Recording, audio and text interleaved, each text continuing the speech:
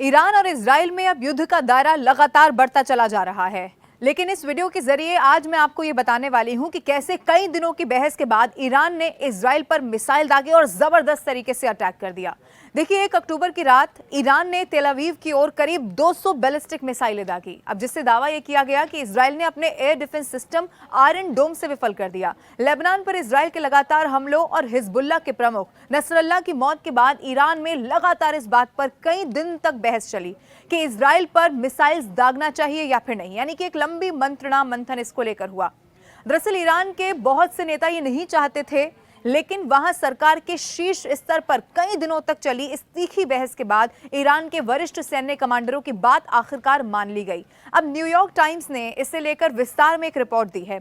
ये रिपोर्ट कहती है कि 3 ईरानी अधिकारियों के अनुसार मंगलवार को प्रत्यक्ष सैन्य हमला तब किया गया जब रिवॉल्यूशनरी गार्ड्स कोर के वरिष्ठ सैन्य कमांडरों ने देश के सर्वोच्च नेता अयातुल्लाह अली खामेनेई को आश्वस्त इस बात को लेकर किया कि अगर ईरान मजबूत दिखना चाहता है तो अब बस यही एकमात्र रास्ता यहां से नजर आता है कि अटैक वहां कर दिया जाए। अब इजरायली सेना ने यह बताया कि इस आश्चर्यजनक हमले के दौरान ईरान ने इजराइल पर करीब 180 बैलिस्टिक मिसाइलें दाग दी। इजराइल की तरफ से यह भी बताया गया कि इनमें से कुछ मिसाइलें जमीन पर गिरी, लेकिन ज्यादातर को वहां रोक दिया गया। अब योजना से परिचित रिवॉल्यूशनरी गार्ड्स के 2 सदस्यों ने बताया कि ईरानी सेना ने पश्चिमी सीमाओं से दागे जाने के लिए सैकड़ों मिसाइलें भी तैयार कर रखी हैं। और ऐसा क्यों? ऐसा इसीलिए ताकि इजराइल या उसके शीर्ष सहयोगी अमेरिका के जवाबी हमले की स्थिति में उन पर हमला यहां पर किया जा सके। अब मैं आपको यह भी बता दूं कि एक बयान में यह भी बताया गया कि अगर ज़ायोनी शासन ईरान के ऑपरेशन पर प्रतिक्रिया करता है तो उसे और ज्यादा भयंकर हमलों का सामना करना पड़ेगा। अब रिपोर्ट्स तो ये भी कहती हैं कि वर्ल्ड रैंकिंग के अनुसार ईरान की जो सैन्य ताकत है वो इजराइल से ज्यादा है। अब अगर ईरान की जो सैन्य ताकत है उसकी वर्ल्ड रैंकिंग 14 है तो इजराइल की 17 बताई जाती है। इस बयान में यह भी कहा गया कि पिछले हफ्ते लेबनान के उग्रवादी समूह हिजबुल्लाह के नेता हसन नसरल्लाह की इजराइल द्वारा की गई हत्या का बदला लेने के लिए मिसाइलें दागी गई हैं। अब मैं आपको यह भी बता दूं कि नसरल्लाह ईरान के प्रतिरोध की धुरी में सबसे शक्तिशाली व्यक्ति थे। वो खामेनेई के करीबी और विश्वास पात्र माने जाते थे। दरअसल जो बहस ईरान में कई दिनों तक चली उनमें ईरान के नए राष्ट्रपति मसूद उन लोगों में शामिल थे जिन्होंने संयम बरतने का आग्रह किया था, लेकिन मंगलवार को उन्होंने कहा कि मिसाइल हमला आत्मरक्षा का एक वैध कार्य था। उन्होंने इजराइल के प्रधानमंत्री बेंयामिन नेतन्याहू को चेतावनी इस बात की दी कि ईरान युद्ध नहीं चाहता है, लेकिन वो किसी भी खतरे के खिलाफ मजबूती से यहां खड़ा रहेगा। अब मैं आपको याद दिला दूं, जब 7 अक्टूबर को इजराइल पर हमास के नेतृत्व में हुए हमले के बाद से करीब 1 साल से हिजबुल्लाह और इजराइल एक दूसरे पर हमला करने में उलझे हुए हैं। ये कई सारी तस्वीरें से पहले भी आपने देख ली होंगी।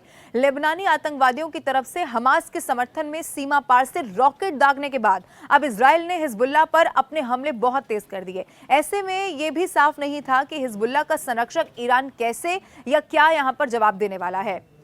अब ईरान खुद इसको लेकर क्या संकेत दे रहा था ये भी आप जान लीजिए। देखिए, कुछ विश्लेषक इसको लेकर बताते हैं कि सर्वोच्च नेता सहित ईरानी नेताओं की जो शुरुआती टिप्पणियां मिलती हैं उसमें संकेत था कि ऐसा शायद ना किया जाए, कम से कम प्रत्यक्ष रूप से तो नहीं, यानी कि डायरेक्ट हमला करेगा ये इतना पॉसिबल नहीं था। वो खुद को इजराइल के साथ पूर्ण पैमाने पर युद्ध में उलझा हुआ पा सकता है।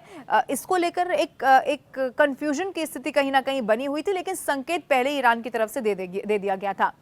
अब देखिए, पेजेश्कियन ने क्या चेतावनी दी ये भी मैं आपको बताती हूँ। ईरानी अधिकारियों के सूत्रों ने बताया कि निजी तौर पर सावधानी बरतने का आग्रह वो कर रहे थे। उन्होंने बहस में चेतावनी इस बात की दी कि इजराइल ईरान को व्यापक संघर्ष में फंसाने की कोशिश कर रहा है। ईरानी राष्ट्रपति ने नसरल्लाह की जब हत्या हुई तो उससे कुछ दिन पहले ही संयुक्त राष्ट्र के सामने तनाव कम करने की अपनी इच्छा के बारे में ये बात रख दी थी।